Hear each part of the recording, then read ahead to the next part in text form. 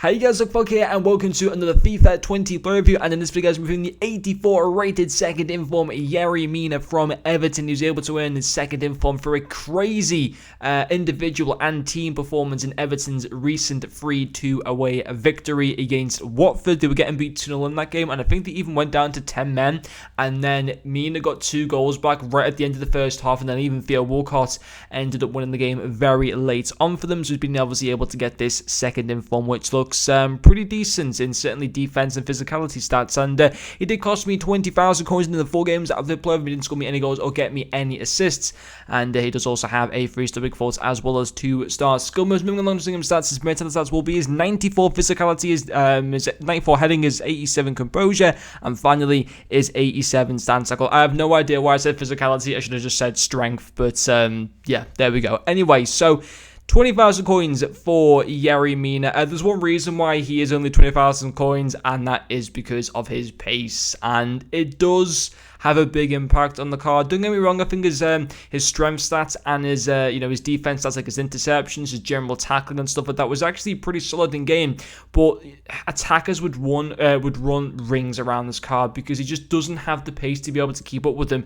In my opinion, there's no excuse for using a player with 60 pace in your team right now. I think even having something like a Shadow Chem style onto him, or maybe by putting on the Shadow Chem style to him, which obviously would increase his pace quite a lot, might help him then to actually feel relatively quick. But at the same time, I think a Shadow Chemistry style costs like 15,000 coins or whatever, which is obviously crazy. But unless you're a Colombian, or you love Colombia, or you love Everton, you're an Everton fan, unless you're one of those, then I wouldn't really go for this card. I mean, yes, if he does get a winter upgrade, which he could potentially do so because he's actually done okay for Everton this season. Obviously, Dominic Calvert-Lewin has probably been Everton's best player, but certainly from a defense perspective, I think him and Digne have probably been Everton's best defensive players. And I think obviously he's now got a second inform in FIFA as well, so it shows that he's actually doing something pretty decent obviously this season.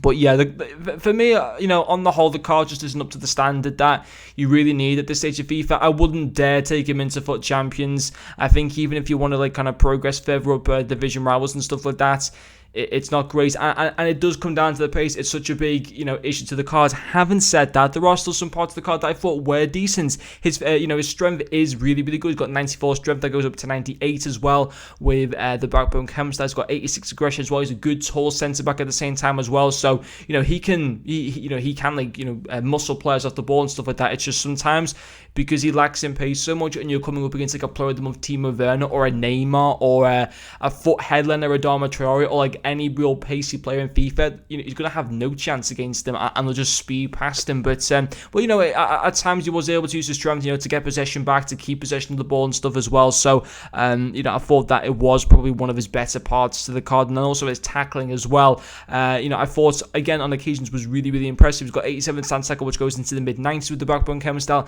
and his stat tackle as well goes up to 90. He did make quite a few good tackles for me, don't get me wrong. I mean, obviously there was a lot of games where I really struggled in today because like I said for the Caputo review, I think, to be honest, Mina was probably at fault for why I was getting beat so much. But in general, the formation, I think it's called the 4-3. What's the formation called? Okay, weirdly, the 4-3-2-1, I just realized is actually the formation that I use with my main team that's doing amazing and just giving my best weekend league run in like a very long time. So I was just about to say that this formation's really bad. Yeah, it's a formation that's actually worked for me so much. I forgot that I actually have a 4-5-1 formation, but moved to that particular formation in game.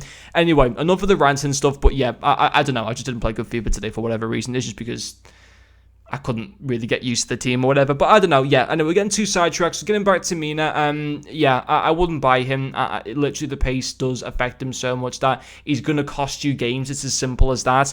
I think, yes, some of his defense stats are pretty good. And maybe if he did put something like the something like the Shadow Chem style onto him, which is going to cost a lot of coins just for that chem style in itself, then yes, maybe he might be a little bit better because obviously that pace would be boosted up. But on the whole, I wouldn't really bother with this card, to be honest. If you get him in your FUT Champs rewards, I'd put him into an SBC, if I'm totally honest. I just don't think he's cut out for this stage of FIFA at all, in my opinion. But anyway, guys, thank you very much for watching this video, and I'll see you guys later.